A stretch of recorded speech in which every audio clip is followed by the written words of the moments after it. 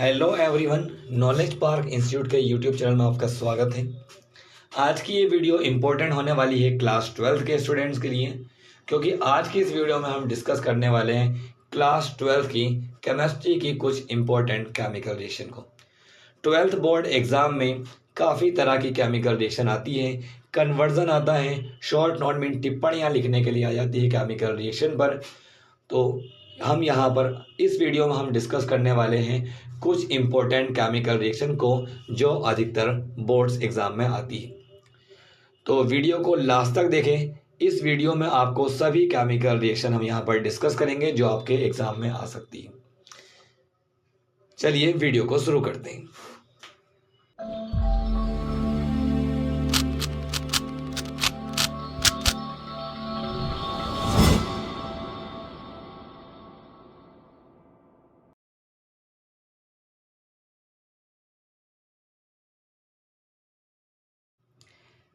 पहली रिएक्शन हमने यहाँ पर ली है एल्डोल कंडेंसेशन।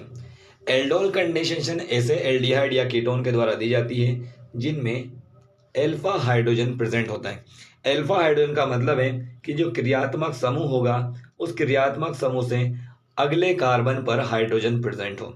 मीन जहाँ पर जो भी क्रियात्मक समूह है, चाहे वो एल्डिहाइड या कीटोन है, अगर उससे अगले वाले कार्बन पर हाइड्रोजन प्रेजेंट है, मीन अल्फा हाइड्रोजन प्रेजेंट है, तो ऐसे एल्डिहाइड और कीटोन एल्डोल कंडेंसेशन देते हैं। एल्डोल कंडेंसेशन में होता क्या है, कोई भी दो एल्डिहाइड सोडियम हाइड्रोक्साइड मीन किसी क्षार की उपस्थिति में सोडियम हाइड्रोक्साइड या पोटेशियम हाइड्रोक्साइड, इन दोनों की उपस्थिति में आपस में जुड़ जाते हैं और बीटा हाइड्रोक्सी एल्डिहाइड या बीटा हाइड्रोक्सी कीटोन बना लेते हैं। इस कंपाउंड को आप एल्डोल भी कह सकते हैं। रिएक्शन होती कैसे समझ लेते हैं।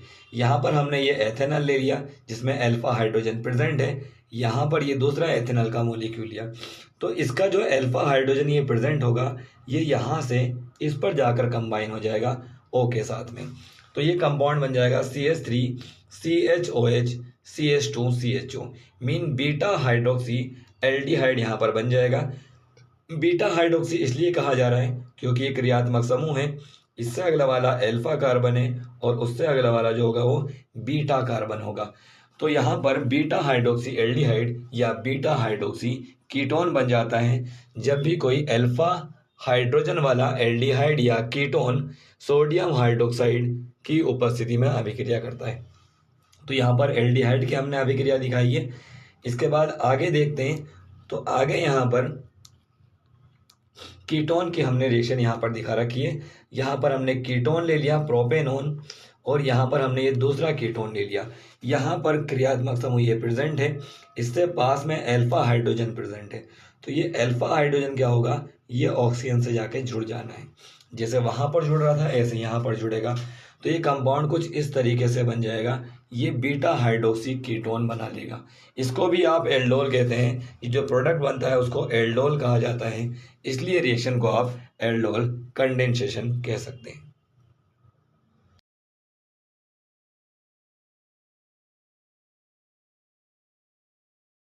इसके बाद दूसरी रिएक्शन हमने यहाँ पर ली है बेंजोइन कंडेंसेशन। जब बेंजेल्डिहाइड के दो मॉलिक्यूल मीन बेंजेल्डिहाइड के कोई से भी दो मॉलिक्यूल ले लिए जाएं और बेंजेल्डिहाइड के दो मॉलिक्यूल को पोटेशियम साइनाइड के साथ गर्म करते हैं, तो पोटेशियम साइनाइड के साथ गर्म करने पर इसका हाइड्रोजन इस दूसरे कार्बन पर ट्रांसफर हो जाता है, जिससे एक हाइड्रोक्सी कंपाउंड बन जाता है जिसे आप बेंजोइन कहते हैं। मीन बेंजेल्डिहाइड को अगर पोटेशियम साइनाइड के साथ गर्म किया जाए तो इसके दो अणु आपस में जुड़कर बेंजोइन बना लेते हैं। ये रिएक्शन बेंजोइन कंडेंसेशन कहलाती है।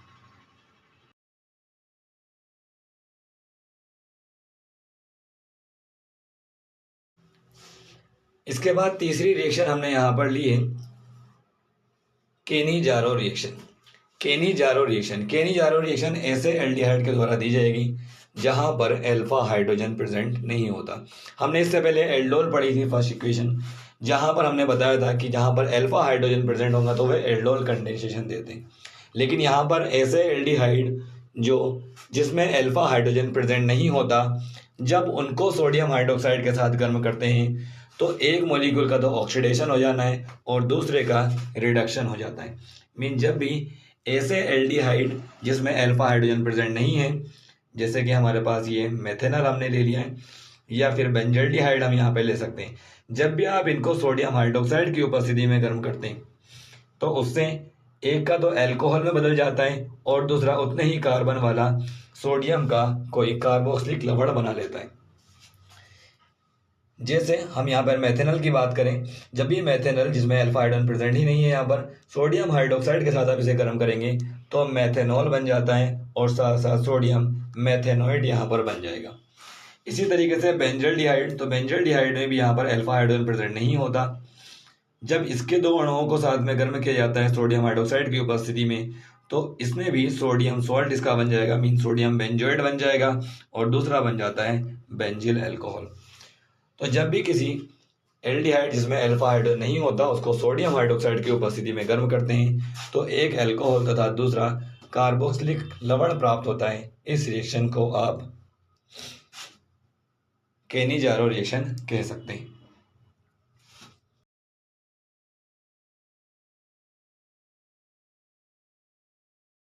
यहाँ पर ली है carbyl amine reaction. Carbyl amine reaction को आप आइसोसाइनाइड टेस्ट भी कह सकते हैं।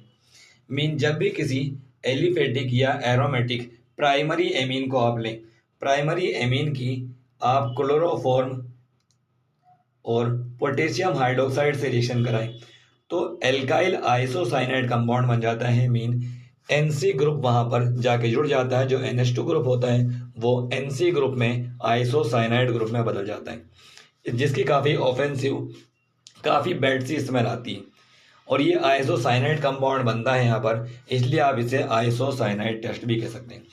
एलिफेटिक एमीन चाहे जैसे एथिल एमीन हो तो एथिल आइसोसाइनाइड बनाएगा, अगर आप मेथिल एमीन लेंगे तो मेथिल आइसोसाइनाइड बनाता है।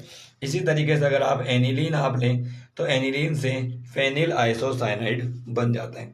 तो जब भी आप किसी एलिफेटिक प्राइमरी एमाइन की क्लोरोफॉर्म और सोडियम हाइड्रोक्साइड या पोटेशियम हाइड्रोक्साइड से रिएक्शन कराते हैं तो carbyl amine mean isocyanide compound बनता है, जिसमें बहुत ही बैड स्मेल बनती है। यह रिएक्शन कार्बाइल एमाइन टेस्ट या फिर आइसोसाइनाइड टेस्ट भी कहलाती है।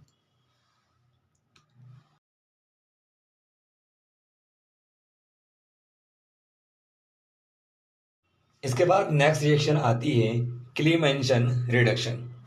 क्लीमेंशन रिडक्शन ऐसे कंपाउंड में पाया जाता है जहां पर कार्बोनिल ग्रुप प्रेजेंट होता है, mean C double bond O group present हो। मीन जहां पर C double bond O group present होता है, मीन एल्डिहाइड या कीटोन। जब आप किसी एल्डिहाइड और कीटोन को सोडियम जिंक अमलगम और हाइड्रोक्लोरिक एसिड के प्रेजेंस में उसका रिडक्शन कराते हैं, मीन कोई सा भी एल्डिहाइड या कीटोन आप लें उसको जिंक अमलगम के प्रेजेंस में, हाइड्रोक्लोरिक एसिड के प्रेजेंस में आप उसका अपचयन कराते हैं, तो अपचयन कराने पर जो कार्बोनिल ग्रुप होता है वो CH2 ग्रुप में बदल जाता है। यह रिएक्शन क्लीमेंसन रिडक्शन कहलाती है। जैसे हमने यहाँ पर लिया, हमने एक कीटोन ले लिया, कीटोन का रिडक्शन कराया जिंक मरकरी हाइड्रोक्लोरिक अम्ल की उपस्थिति में, तो इससे यह हाइड्रोकार्बन यहाँ पर बन जाता है, साथ में जल का अणु भी बाहर निकलता है। इसी तरीके से ये एल्डिहाइड हमने यहाँ पर लिया है और एल्डिहाइड का जब अपचयन कराते हैं तो भी हाइड्रोकार्बन बन जाता है। मीन एल्डिहाइड या कीटोन दोनों में से किसी का भी अपचयन कराएंगे तो हाइड्रोकार्बन बन जाएगा।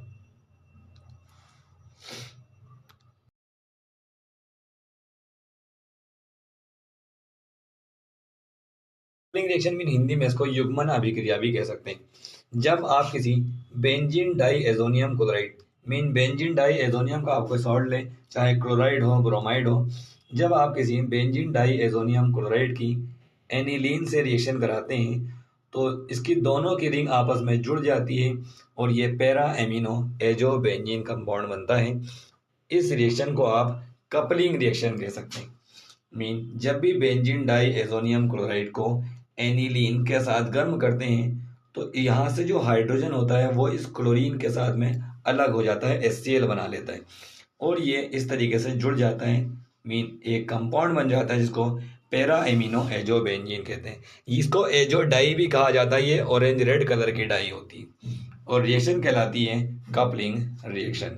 लिख सकते हैं बेंजीन डाई एजोनियम क्लोराइड को एनिलीन के साथ गर्म करने पर benzene di para amino azo benzene बन जाता है, जो एक एजो डाई होती है। रिएक्शन कपलिंग रिएक्शन कहलाती है।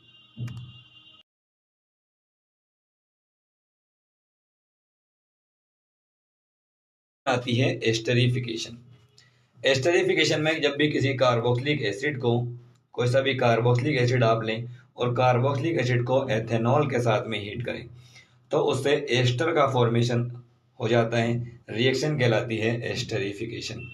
मीन अगर रिएक्शन को देखें सही तरीके से तो यहाँ से जो OH होता है और यहाँ का H, ये दोनों आपस में मिलकर H2O बना लेते हैं और ये बाकी मॉलिक्यूल आपस में जुड़ जाएंगे, ईस्टर का फॉर्मेशन हो जाता है। रिएक्शन कहलाती है ईस्टरिफिकेशन।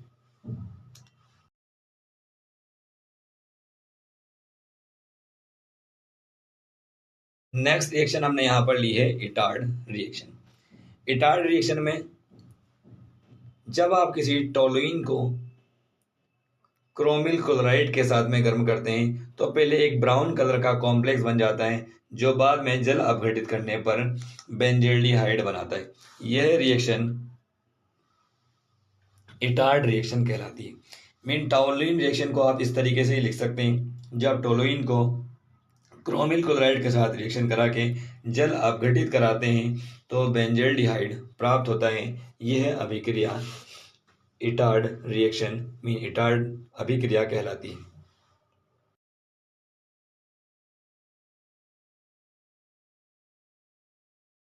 नेक्स्ट रिएक्शन आती है फिंकेलस्टाइन रिएक्शन। फिंकेलस्टाइन रिएक्शन को हैलोजन एक्सचेंज भी कहा जाता है, क्योंकि यहाँ पर हैलोजन का एक्सचेंज हो जाता है। जब भी आपको कोई हैलोजन एक्सचेंज करना हो, मीन हैलोजन बदलने हो, तो हैलोजन एक्सचेंज मीन फिंकेलस्टाइन रिएक्शन का यूज कर सकते हैं। यहाँ पर आयोडो कंपाउंड बनाया जाता है। कोई सा भी halo alkane mean chloro alkane या ब्रोमो एल्केन को आयोडो एल्केन में बदल दिया जाता है। इसके लिए क्लोरो या ब्रोमो एल्केन की पोटेशियम आयोडाइड से रिएक्शन कराएंगे। हैलोजन आपस में एक्सचेंज हो जाना है, मीन क्लोरीन की जगह पर आयोडीन आ जाना है और आयोडीन की जगह पर क्लोरीन चला जाएगा। मीन आर के साथ में आई जुड़ जाएगा, आयोडो एल्केन बन जाएगा और KCl बन जाएगा। इसी तरीके से अगर आपके पास ब्रोमो वाला कंपाउंड है, उसकी KI से रिएक्शन कराएंगे तो भी एल्काइल आयोडाइड और पोटेशियम ब्रोमाइड बन जाता है। मीन जब आप क्लोरो एल्केन या क्लोरो ब्रोमेन की पोटेशियम आयोडाइड से रिएक्शन कराते हैं एसीटोन की उपस्थिति में तो आयोडो एल्केन बन जाता है। यह रिएक्शन फिंकेलस्टाइन रिएक्शन कहलाती है।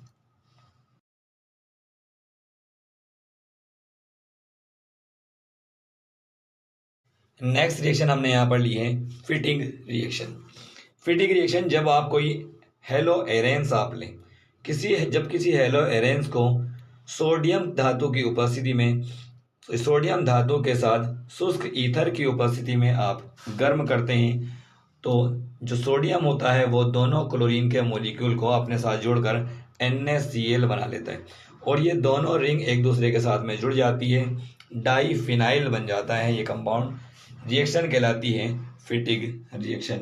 मीन जब भी क्लोरोबेंजीन को ड्राई ईथर की उपस्थिति में सोडियम धातु के साथ में गर्म किया जाता है तो डाईफिनाइल बनता है।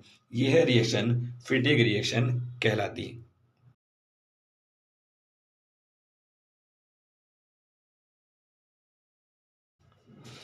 नेक्स्ट रिएक्शन आती है फ्रीडल क्राफ्ट। फ्रीडल क्राफ्ट के दो टाइप होते हैं, एक तो एल्किलीकरण मीन एल्काइलेशन और दूसरा होता है एसाइलेशन। तो हम पहले यहाँ पर एल्काइलेशन देखेंगे।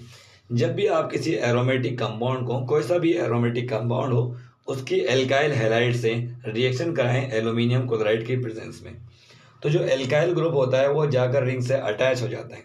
जब रिंग से अटैच होगा तो एल्काइल बेंजीन बन जाता है और एल्काइल ग्रुप अटैच हो रहा है इसलिए रिएक्शन कहलाएगी एल्काइलेशन मीन एल्किलीकरण कहलाएगी। तो जब भी आप किसी एरोमेटिक कंपाउंड की हेलो एल्केन से रिएक्शन कराते हैं एल्यूमिनियम क्लोराइड की प्रेजेंस में तो एल्काइल ग्रुप जाकर अटैच हो जाता है, रिएक्शन कहलाती है फ्रीडल क्राफ्ट एल्काइलेशन।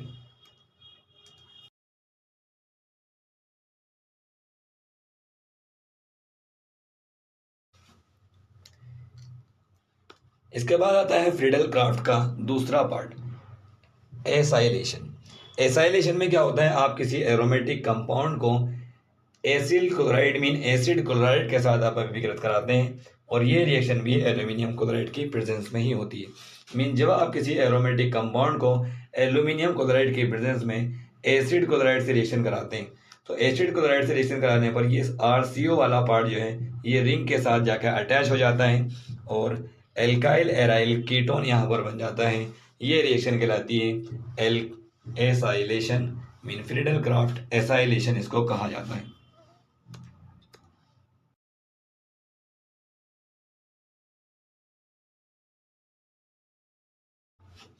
इसके बाद नेक्स्ट रिएक्शन आती है Gabriel phthalimide reaction. Gabriel phthalimide reaction में आप थैलेमाइड को पहले पोटेशियम हाइड्रोक्साइड के साथ में गर्म करते हैं। पोटेशियम हाइड्रोक्साइड से गर्म करने पर पोटेशियम थैलेमाइड बनता है, जिसकी आप एल्काइल हैलाइड से रिएक्शन कराते हैं तो एन एल्काइल थैलेमाइड बन जाता है। एन एल्काइल थैलेमाइड का जल अपघटन कराएंगे तो थैलिक एसिड बन जाता है और साथ साथ बनता है प्राइमरी एमीन। मीन यह गैब्रियल थैलेमाइड अभिक्रिया प्राथमिक एमीन बनाने की विधि है। याद रखेंगे, प्राथमिक एरोमेटिक एमीन इससे नहीं बनाया जा सकता। ये क्वेश्चन अधिकतर आता है कि गैब्रियल थैलेमाइड अभिक्रिया से आप एरोमेटिक एमीन क्यों नहीं बना सकते, क्योंकि वह प्रतिस्थापन अभिक्रिया, जो एरोमेटिक समूह होता है वो प्रतिस्थापन अभिक्रिया नहीं देता है।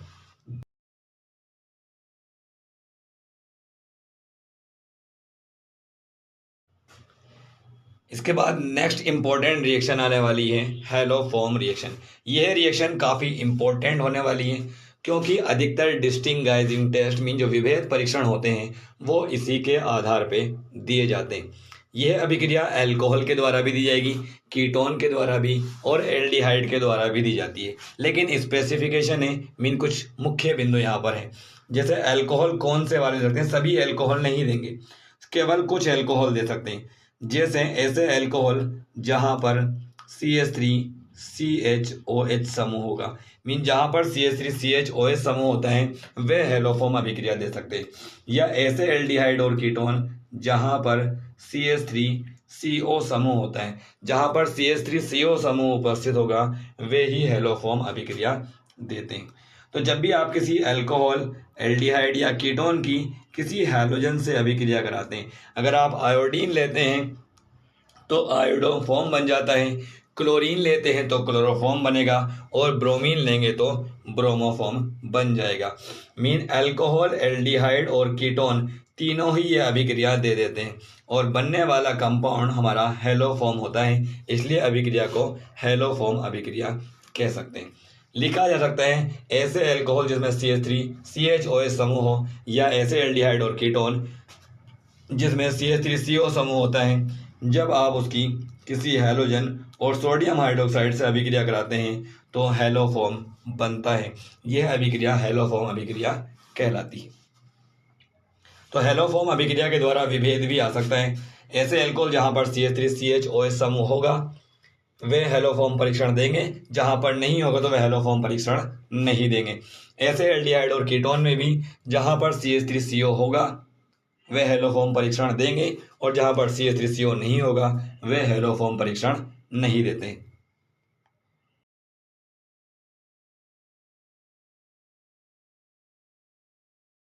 अब नेक्स्ट रिएक्शन आती है हेल-वोल्हार्ड जेलिंस्की रिएक्शन, जिसको हम शॉर्ट में HVZ रिएक्शन भी कहते हैं। मीन ऐसे कार्बोक्सिलिक एसिड द्वारा ये दी जाती है जहां पर अल्फा हाइड्रोजन प्रेजेंट होता है, जैसे यहाँ पर प्रेजेंट है। तो जब भी किसी अल्फा हाइड्रोजन वाले कार्बोक्सिलिक अम्ल को लाल फास्फोरस की उपस्थिति में क्लोरीन या ब्रोमीन से अभिकृत कराते हैं तो अल्फा हाइड्रोजन विस्थापित हो जाता है और उस अल्फा हाइड्रोजन की जगह पर हैलोजन जाकर जुड़ जाता है, बन जाता है halogen, hello acetic acid mean hello वाला कंपाउंड वहाँ पर बन जाता है। तो जब भी किसी अल्फा हाइड्रोजन वाले कार्बोक्सिलिक अम्ल की लाल फास्फोरस की उपस्थिति में क्लोरीन या ब्रोमीन से रिएक्शन कराते हैं तो अल्फा हाइड्रोजन क्लोरीन या ब्रोमीन परमाणु द्वारा विस्थापित हो जाता है, डिस्प्लेस हो जाता है और alpha hello amine carboxylic acid वहाँ पर बन जाता है। रिएक्शन कहलाती है HVZ reaction.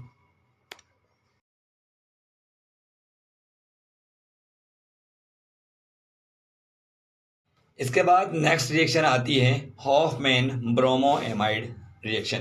Hoffmann bromo amide reaction amide के द्वारा दी जाती है। जब भी आप किसी एमाइड को ब्रोमीन और पोटेशियम हाइड्रोक्साइड के साथ अभिकृत कराते हैं, मीन एमाइड हमने ये ले लिया, इसकी ब्रोमीन और पोटेशियम हाइड्रोक्साइड से रिएक्शन कराते हैं, तो वहाँ पर एमीन यहाँ पर बन जाता है। एमीन में कार्बन की संख्या पहले से एक कम होती है, मीन जितने कार्बन एमाइड में प्रेजेंट थे उससे एक कम कार्बन यहाँ पर एमीन में प्रेजेंट होता है। एमाइड को एमीन ग्रुप में बदलने के लिए ही ये रिएक्शन की जाती है। रिएक्शन कहलाती है Hofmann bromo amide reaction. Mean जब भी आप किसी एमाइड को ब्रोमीन और पोटेशियम हाइड्रोक्साइड के साथ गर्म करते हैं तो एमीन प्राप्त होता है। अभिक्रिया हॉफमैन ब्रोमो एमाइड रिएक्शन कहलाती है। इसी तरीके से अगर आप बेंजेमाइड कंपाउंड लेते हैं, ये भी एक एमाइड ही है, तो इससे एनिलीन प्राप्त हो जाता है।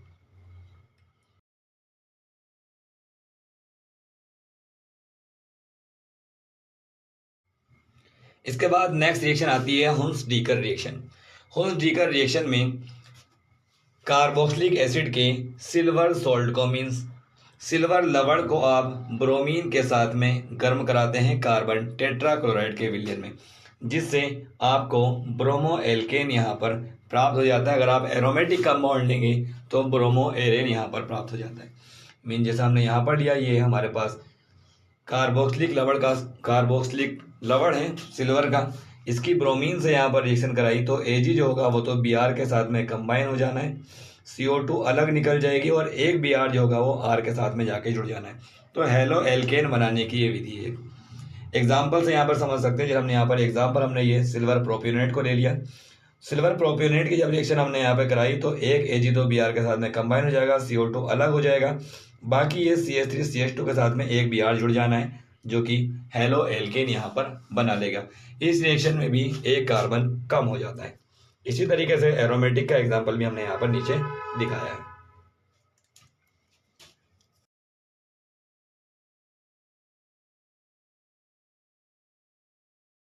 इसके बाद नेक्स्ट रिएक्शन आती है रीमर टीमन रिएक्शन। रीमर टीमन रिएक्शन भी काफ़ी इंपॉर्टेंट होने वाली है। जब आप फिनोल को क्लोरोफॉर्म के साथ में गर्म करते हैं तो पहले यहाँ पर जो NaOH होता है, NaOH इसको रिप्लेस कर देता है, यहाँ पर ONA जाके जुड़ जाता है, जबकि CH-Cl3 जो होगा वो ऑर्थो की पोजीशन पर जाकर अटैक करता है और यहाँ से HCl बाहर कर देता है। ये एक इंटरमीडिएट कंपाउंड बनता है। इसकी जब सोडियम हाइड्रोक्साइड से रिएक्शन कराते हैं तो यहाँ पर ये क्लोरीन को लेके बाहर, इनके हाइड्रोजन क्लोरीन के साथ में बाहर हो जाता है और इस जगह पर CHO ग्रुप एल्डिहाइड ग्रुप यहाँ पर जाके जुड़ जाता है, जिसका जल अपघटन करने पर सैलिसिल एल्डिहाइड प्राप्त होता है। रिएक्शन को अगर हम शॉर्ट में लिखना चाहें तो आप इसको डायरेक्टली यहाँ से इस तरीके से लिख के दिखा सकते हैं। मीन आप लिख सकते हैं, थ्योरी में इस तरीके से लिखा रखता है, फिनोल को सोडियम हाइड्रोक्साइड और क्लोरोफॉर्म से रिएक्शन कराने पर सैलिसिल एल्डिहाइड प्राप्त होता है। रिएक्शन के ऊपर CH-Cl3 और NaOH लिख देंगे और ये फाइनल प्रोडक्ट आप दिखा दें तो भी आपकी रिएक्शन सही मानी जाएगी। तो याद रखें, फिनोल को जब आप क्लोरोफॉर्म और सोडियम हाइड्रोक्साइड के साथ में रिएक्शन कराते हैं तो सैलिसिल एल्डिहाइड, जिसको 2 हाइड्रोक्सी बेंजल्डिहाइड भी कहते हैं, ये बन जाता है और रिएक्शन कहलाती है रीमर टीमन रिएक्शन।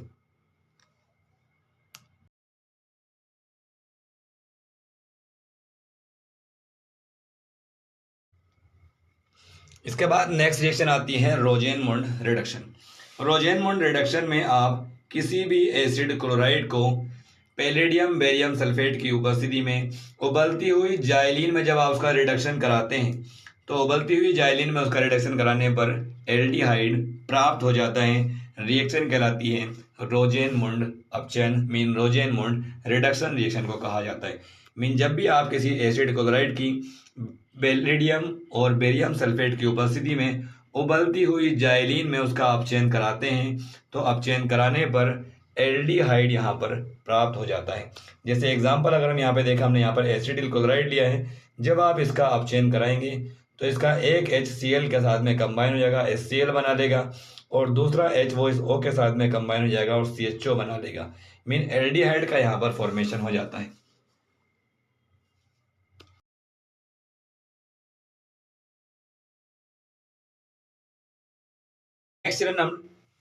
नेक्स्ट रिएक्शन हमने यहाँ पर ली है, सेंडमायर रिएक्शन। सेंडमायर रिएक्शन में आप बेंजीन डाई एजोनियम क्लोराइड को क्यूप्रस हैलाइड और हाइड्रोजन हैलाइड के साथ में गर्म करते हैं, जिससे हेलो एरेंस यहाँ पर हमें प्राप्त हो जाता है, नाइट्रोजन गैस बाहर निकल जाती है। आप जो भी यहाँ पर अगर आप क्यूप्रिक क्लोराइड लेंगे तो क्लोरोबेंजीन बन जाता है, अगर आप क्यूप्रिक ब्रोमाइड लेते हैं तो ब्रोमोबेंजीन बन जाता है, अगर आप क्यूप्रिक साइनाइड लेते हैं तो साइनोबेंजीन मीन बेंजीन नाइट्राइल यहाँ पर बन जाता है। Mean benzene diazonium chloride की क्यूप्रस हैलाइड और हाइड्रोजन हैलाइड से रिएक्शन कराने पर हेलो एरेन बनता है। रिएक्शन कहलाती है सेंड मायर रिएक्शन।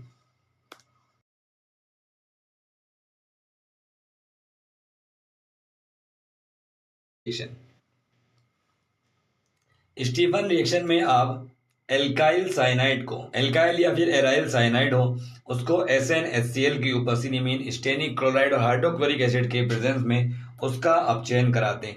जब रिडक्शन कराते हैं तो एक हाइड्रोजन कार्बन पे और एक हाइड्रोजन नाइट्रोजन पे जाके जुड़ जाता है और ये इस तरीके से एक कंपाउंड यहाँ पर हमारे पास बन जाता है, जिसे आप इमाइन भी कह सकते हैं। जब आप इसका हाइड्रोलाइसिस करते हैं तो हाइड्रोलाइसिस करने पर हमें एल्डिहाइड प्राप्त होता है। मीन यहाँ पर साइनाइड ग्रुप जो होता है वो एल्डिहाइड ग्रुप में बदल जाता है। तो जब भी आप किसी एल्काइल हैलाइड की SnHCl में उसका अपचयन कराते हैं तो एल्डिहाइड प्राप्त होता है। रिएक्शन कहलाती है स्टीफन रिएक्शन। जैसे हमने यहाँ पर एग्जांपल लिया, एसिटिल नाइट्राइल लिया, तो पहले यहाँ पर एक H यहाँ पर और एक H यहाँ पर कंबाइन हो गया, ये कंपाउंड बन गया। उसके बाद जब इसका हाइड्रोलाइसिस कर लिया तो यहाँ पर O जाके जुड़ गया और ये CH3 CHO बन जाता है, साथ साथ बनेगा NH3 और HCl अलग हो जाता है। इसी तरीके से यहाँ पर दूसरा कंपाउंड और ले लिया है, एरोमेटिक कंपाउंड। सेम रिएक्शन यहाँ पर भी इसी तरीके से हो रही है।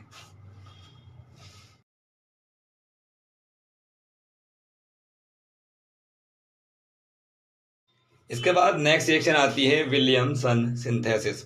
विलियमसन सिंथेसिस के द्वारा ईथर को बनाया जाता है। इस मेथड में आप क्या करते हैं, किसी सोडियम एल्कोक्साइड को लेते हैं, सोडियम एल्कोक्साइड की एल्काइल हैलाइड से रिएक्शन कराते हैं और यहाँ पर ईथर बन जाता है। मीन Na जो होगा वो X के साथ में जुड़ जाएगा, NaX बना लेगा और ये RO के साथ में जुड़ जाता है, RO, R मीन ईथर बना सकते हैं। यहाँ पर कंपाउंड जो है वो एलिफेटिक टाइप का भी हो सकता है और एरोमेटिक टाइप का भी हो सकता है। मीन आप इससे दोनों तरीके के ईथर बना सकते हैं। बस याद ये रखना होता है कि विलियमसन सिंथेसिस में आप जो एल्काइल हैलाइड हैं वो टर्सरी नहीं ले सकते। अगर आप एल्काइल हैलाइड टर्सरी लेंगे मीन तृतीयक वाला अगर आप लेंगे तो एल्कीन बनेगा, ईथर नहीं बनेगा। इस पॉइंट को जरूर याद रखें। विलियमसन सिंथेसिस में जो सोडियम एल्कोक्साइड है वो प्राथमिक, द्वितीयक, तृतीयक कुछ भी हो सकता है, लेकिन जो हेलो एल्केन है वो आपको प्राथमिक लेना होगा, तभी ईथर बनेगा। अगर आप हेलो एल्केन को तृतीयक ले लेते हैं तो वहाँ पर एल्कीन बनता है, ईथर नहीं बनता है। नीचे रिएक्शन से समझ लेते हैं। जैसे यहाँ पर लिए सोडियम एथोक्साइड की हमने यहाँ पर रिएक्शन कराई है आइडो एथेन से, तो यहाँ पर Na के साथ में कंबाइन हो जाएगा और ये CH3 CH2O CH2 CH3 mean di ethyl ether यहाँ पर बन जाता है।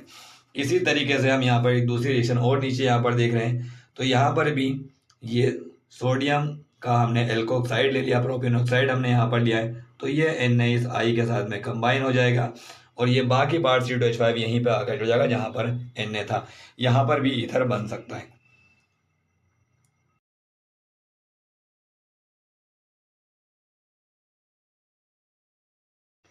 इसके बाद नेक्स्ट रिएक्शन आती है वोल्फ किस्नर रिएक्शन।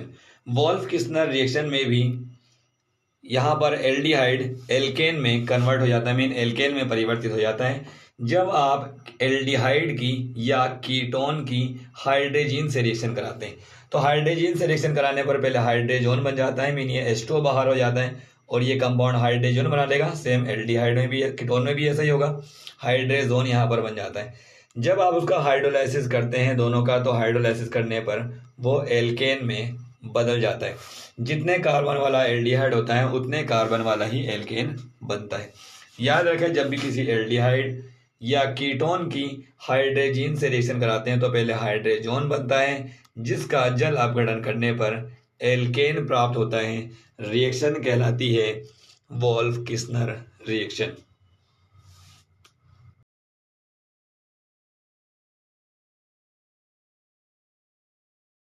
इसके बाद नेक्स्ट रिएक्शन आती है वुड्स रिएक्शन। ये रिएक्शन भी काफ़ी इंपॉर्टेंट होने वाली है।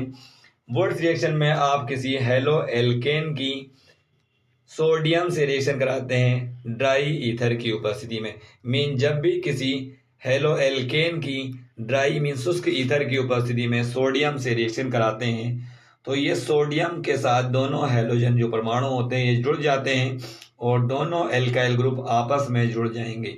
CH3 आपस में जुड़ जाएगा, एल्केन यहाँ पर बन जाता है। रिएक्शन कहलाती है वुड्स रिएक्शन। यहाँ पर जितने भी कार्बन होते हैं वो डबल हो जाते हैं। जैसे दूसरे एग्जांपल को अगर हम देखें, यहाँ पर C2H5 हमने यहाँ पर लिया है तो यहाँ पर दोनों के I जो होंगे वो Na के साथ में कंबाइन हो जाएंगे और C2H5 बन जाएगा। मीन ब्यूटेन यहाँ पर बन जाता है। जब भी किसी आप हेलो एल्केन की शुष्क ईथर की उपस्थिति में सोडियम धातु से रिएक्शन कराते हैं तो एल्केन बन जाता है। अभिक्रिया वुड्स अभिक्रिया कहलाती है।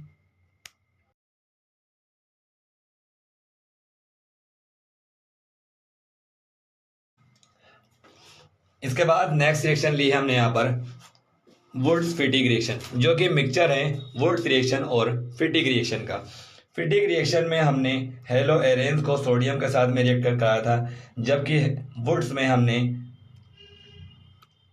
हेलो एल्केन को सोडियम के साथ में रिएक्ट कराया था। ये वुड्स फिटिक रिएक्शन है तो यहाँ पर हेलो एरेंस और हेलो एल्केन दोनों को सोडियम के साथ में अभिकृत कराते हैं शुष्क ईथर की उपस्थिति में। लिखा कैसे जाएगा? जब आप किसी हेलो एरेन को और हेलो एल्केन को शुष्क ईथर की उपस्थिति में सोडियम धातु से अभिकृत कराते हैं तो टोलुइन यहाँ पर कंपाउंड बन जाता है, एल्काइल एरोमेटिक कंपाउंड बन जाता है। ये है रिएक्शन वुड्स फिटिक रिएक्शन कहलाती है। ये Br जो होगा वो दोनों Na के साथ और यहाँ पर इसके साथ में कंबाइन हो जाएगा। एक Na के साथ में Br, एक Na के साथ में I, तो ये CH3 जाकर रिंग के साथ में जुड़ जाता है और टोलुइन बन जाता है।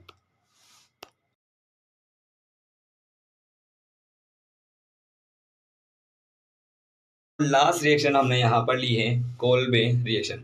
कोल्बे रिएक्शन भी काफ़ी इंपॉर्टेंट रिएक्शन है।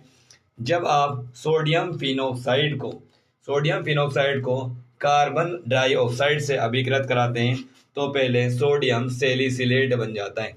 सोडियम सैलिसिलेट का अम्लीय माध्यम में जब जल अपघटन करते हैं तो सैलिसिलिक अम्ल बन जाता है। अभिक्रिया कोल्बे अभिक्रिया कहलाती है। मीन सोडियम फिनोक्साइड की कार्बन डाइऑक्साइड और हाइड्रोजन क्लोराइड से अभिक्रिया कराने पर सैलिसिलिक अम्ल बनता है।